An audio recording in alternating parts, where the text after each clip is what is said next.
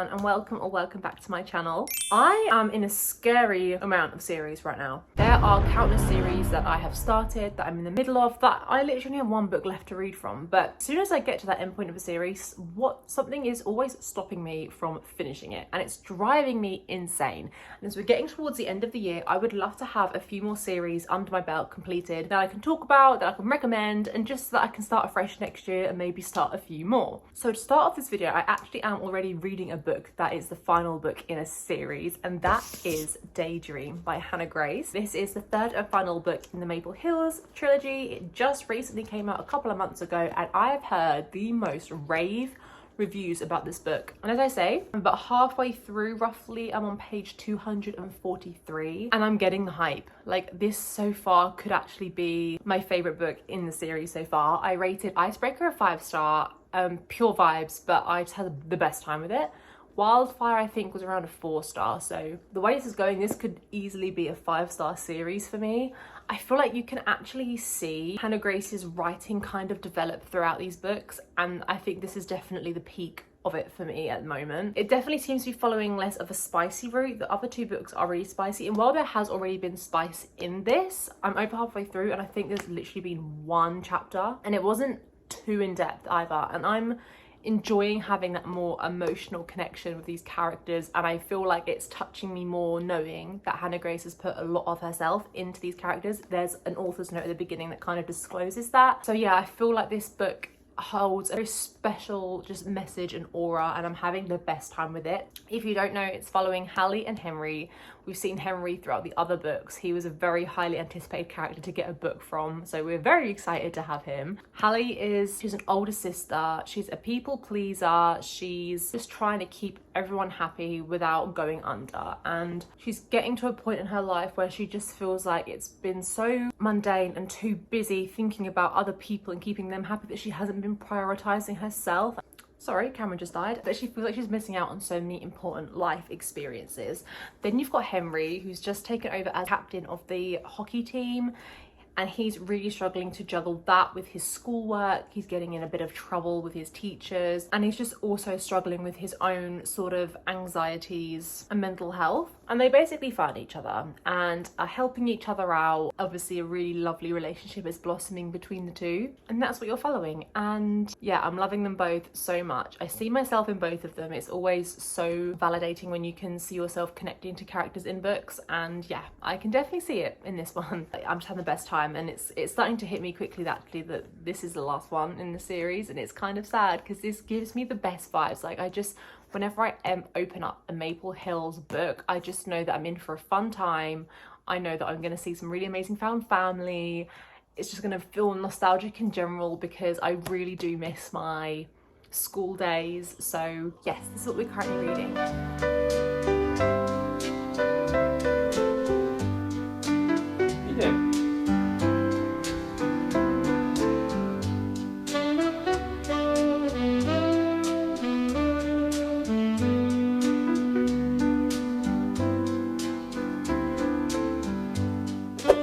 See if I can get this finished this evening. I'm on page 303. Got like just over 100 pages left. It is reading so easily, so that's what I'm gonna do tonight.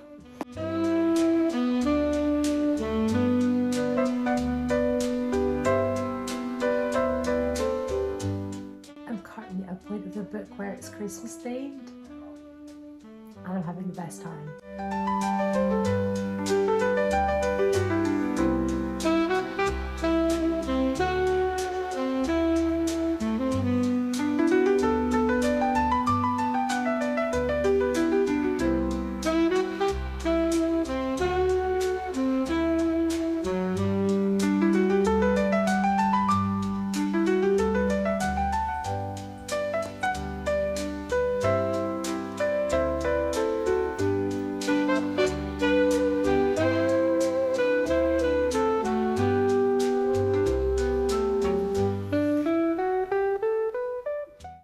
It's been a hot minute since I updated you on my thoughts for Daydream. I finished it like a week ago. I've been filming so many vlogs lately simultaneously. It is so confusing knowing what I filmed for and what I haven't, what I've spoken about, what I haven't, and just making sure that all my footage stays where it's supposed. I don't know why I'm telling you this, but I did finish Daydream. You watched me finish it, and I forgot to tell you what I thought about it. So let's do that right now. I love this. It is my favorite book in the series. Easy peasy. 5 stars from me. I literally have no recollection about what I've told you guys already, but in terms of, let's just do like a final review. I love Hallie and Henry together.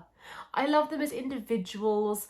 I love their personalities. I love their backstory. I love the way they communicate with each other. I love the way that they look out for each other and the people they care for. Like, it's just perfection in a book. And obviously, representation you get with both the characters in regards to mental health and the way that they navigate life. It is just so accurate and well written from Hannah Grace, and I'm so grateful and appreciative that she felt confident and secure enough within herself to put those elements into this book, knowing that they were obviously very close to her heart and were very personal for her. And it just made this story even more beautiful and give it that extra layer of depth that I just love when I'm reading romances.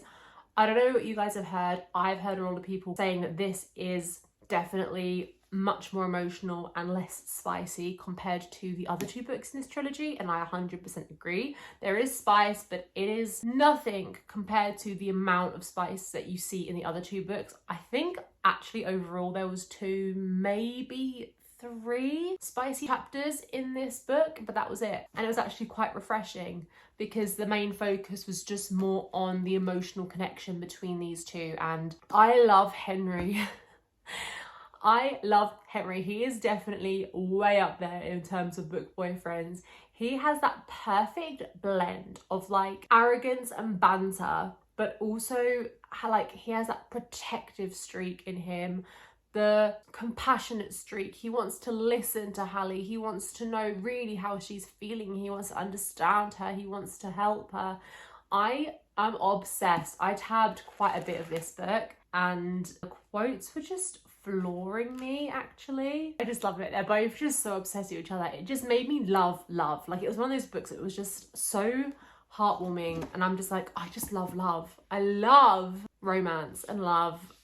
Oh, it made me feel very, very good and very, very happy, and I'm just so glad that I got to read it. I definitely see myself in Hallie as the people pleaser, and she goes through such a journey in this. To be honest, they both do actually. They both go through such a journey with their mental struggles, and so refreshing to see and so validating to see, actually. So I would recommend this to literally anyone and everyone. I loved it. So we can officially take this off of our series tracker, which means that is 1 series complete already. I'm so ecstatic about that because I'm trying to think, have I even finished a series this entire year? I don't actually think I have.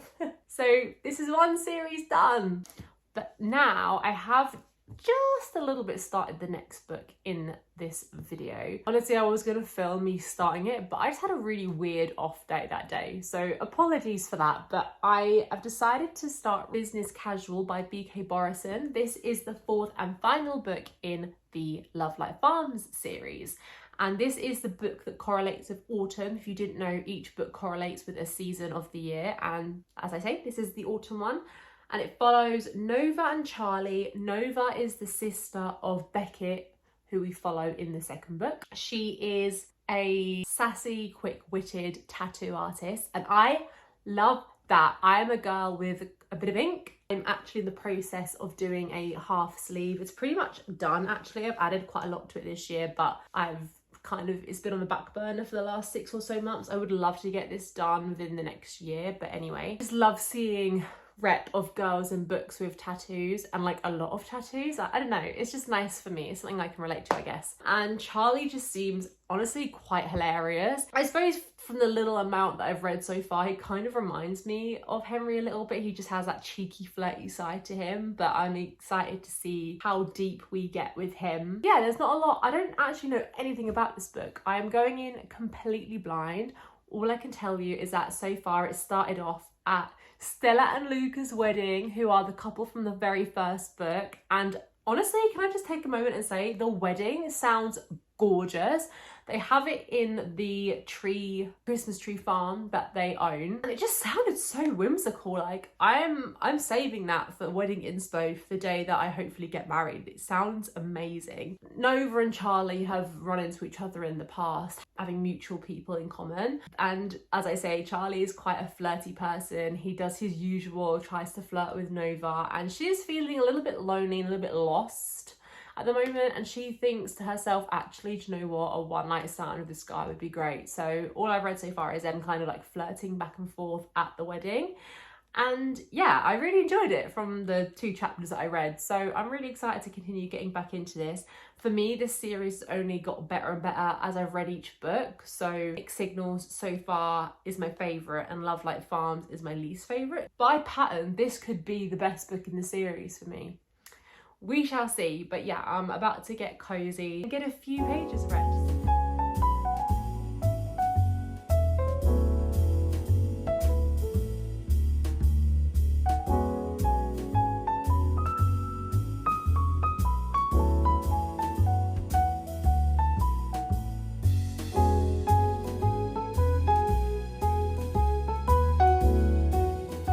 So I finally finished, and I say finally because it felt like it actually took me quite a long time to get through Business Casual. And guys, I gotta say, I was pretty disappointed by this. It is actually my least favourite book in the whole series, and I was shocked because I've seen so many positive reviews about this, but it did not hit for me on any level. And there is one main criticism, and this is a criticism that I've definitely given to romance books in the past, and one that I hate giving almost, because off the bat, I have no issue with spice in books, anything physical. Depending on the couple and how we've got to that point, I can enjoy it. The problem that I had with this though is that it was very physical from the start. Again, that can be handled well in some romance books, don't have a problem with that. But like, it just never really progressed anywhere. There was no emotional development between the two really whatsoever. And it was really shocking because as individuals they were going through quite a lot and they had a lot on their plates. Nova was in the process of opening up her own tattoo studio, and that was massive for her, and there was a lot of pressure from herself, but same, on her back, and she didn't want to disappoint anyone, especially her brother, etc, etc. And then Charlie is kind of like, feels like he's always living a bit of a lie. He's got this massive job in New York and it pays, well, more than pays the bills, and he's very successful, but actually he's just looking for a quieter life, and he's at his most happiest when he's at Lovelight Farms and with people that he loves. And he's going through something like that, and he's also a big overthinker and a shrinker. He really shrinks himself to try and make him more palatable to the people around him, you know, that kind of thing.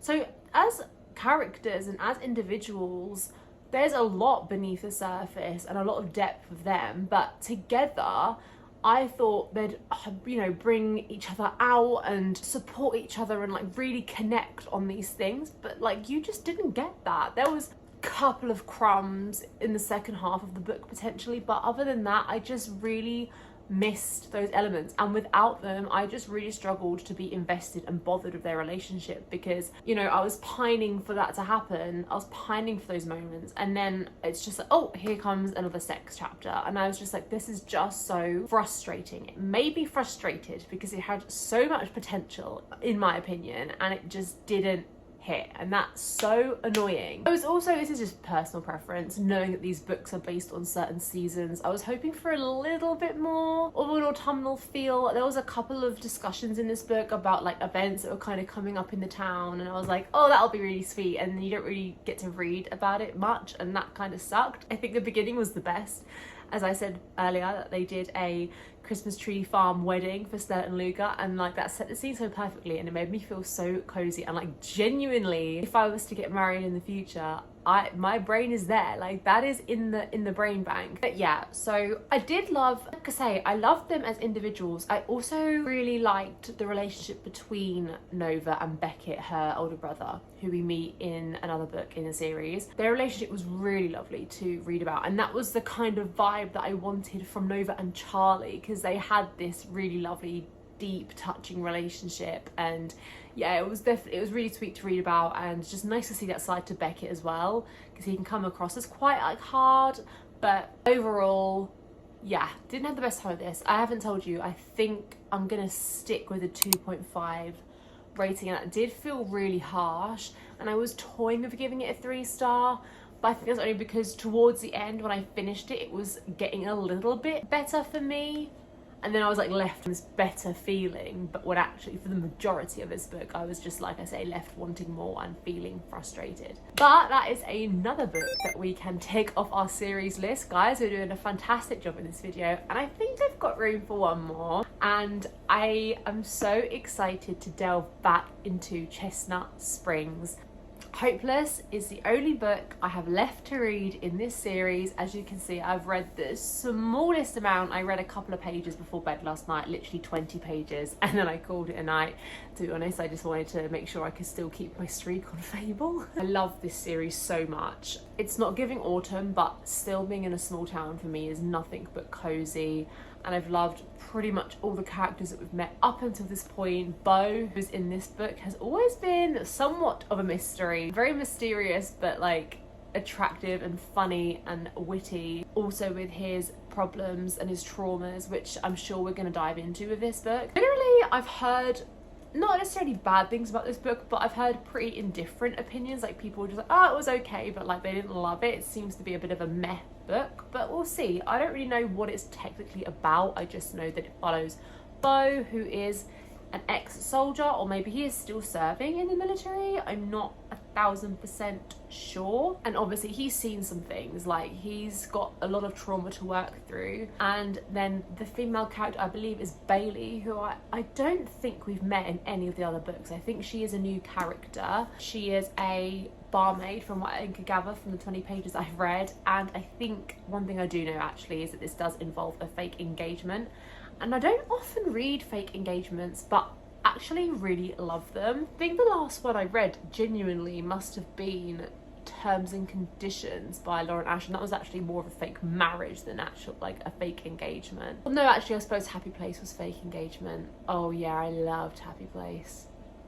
Anyway, yes, so I'm really excited to get into this, and then we can tick Chestnut Springs off the series list, which is good, but also kind of counterproductive, because then it just means I get to add the Rose Hill series to the list, because I still haven't read the Rose Hill series yet. I really wanted to get this one finished first, but you know, swings and roundabouts. But yeah, I'm gonna make myself a mug of coffee and just get a bit cozy and try and get through a bit more of this. They always read so quickly, Chestnut Springs books, so yeah, I'm gonna thoroughly enjoy the next hour or so just getting into this.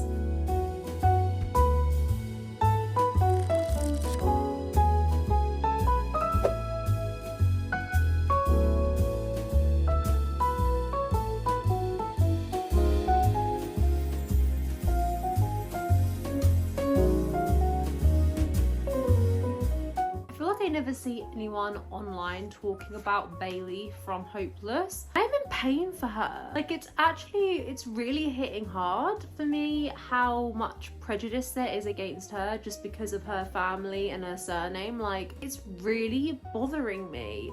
And I just read a chapter where she's just desperately again trying to find a job for herself, and she's having so many issues with that lately because everyone's just turning her down because they know where she comes from and they just want nothing to do with her. And it's really upsetting me because I really feel for her. I'm really rooting for her to have her life sort of turned around, because I really like Bailey as a character. I think she's funny and she's very like matter of fact and to the point. There's still so much naivety almost in her, so much innocence in a way. I'm really enjoying her as a character, and I'm really enjoying this book, I have to say.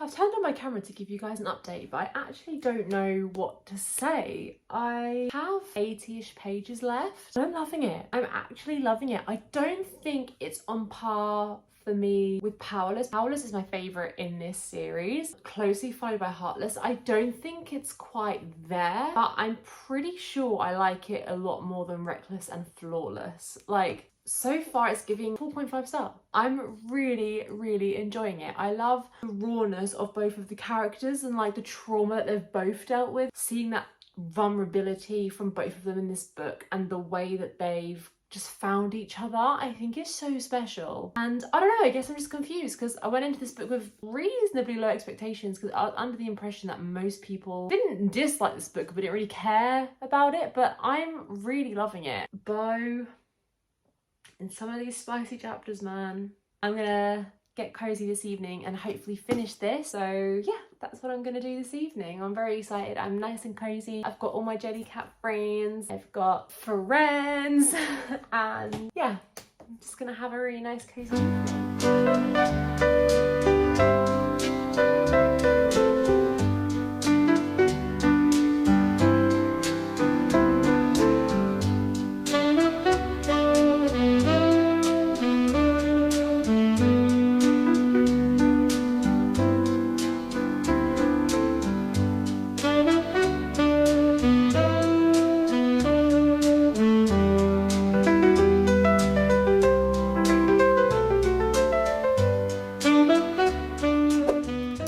So it's actually been a few days now since I did finish reading Hopeless.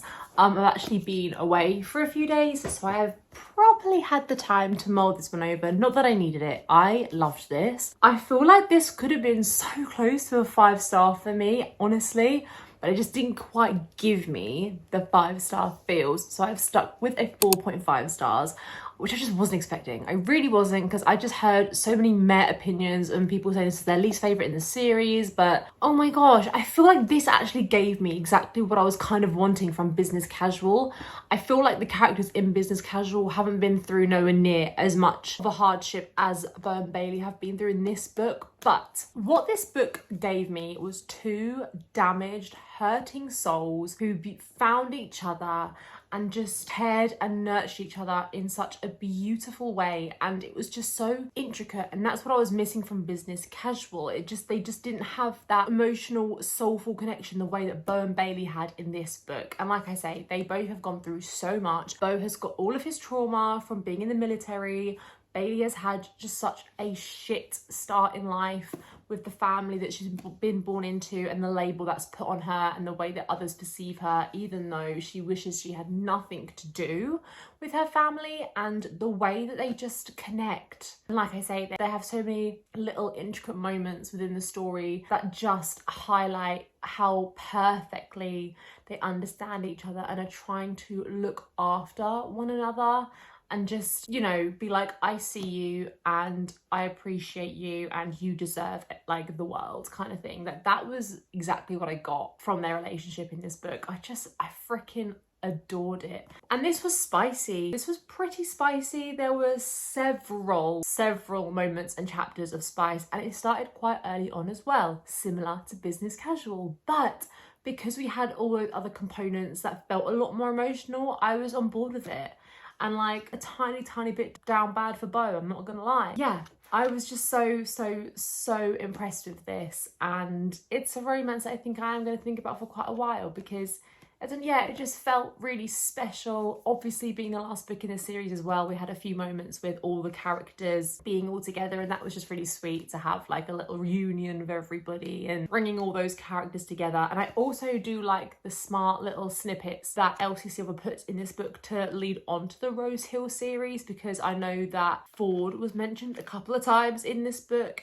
He is Willa's brother, and I know that he is one of the main characters in the first book in her other series, so that's just quite smart, like weaving those together. So I appreciated that, even though it doesn't really mean anything to me yet until I read Wild Love. But I had the best time with this book, and I didn't expect to. So those are the books that I've read in this video. Honestly, pretty successful, because yeah, both of these books I absolutely adored, and I'm really sad that both of these series are over, which I think is just testament to how much I've enjoyed these books and the characters in them and the world that it takes place in. I mean, don't get me wrong, as I say, it's bittersweet because I can just go into another Elsie Silver romance series and I can't wait for that. But of course, we can also now tick this one off of our TBR list. I finally finished the Chestnut Springs series. I think I technically started it last year. I read Flawless and then I've gradually got through the rest of it this year, and it just feels great to get a 5-book series off of my list. I can't lie. Yeah, so we managed to get through 3 series in this video. I'm so chuffed with that. I feel like it just makes me enter 2025 a bit more accomplished and a little less guilty for starting what I promise you is a ridiculous amount of series that are on my TBR, like ridiculous amount. I've still got some tricks up my sleeves to get a couple more finished before the year's out as well. So I hope you enjoyed this video. Please give it a like if you did, leave me a comment, and maybe even subscribe if you're feeling super generous. I will catch you next week with a brand new video. Bye friends!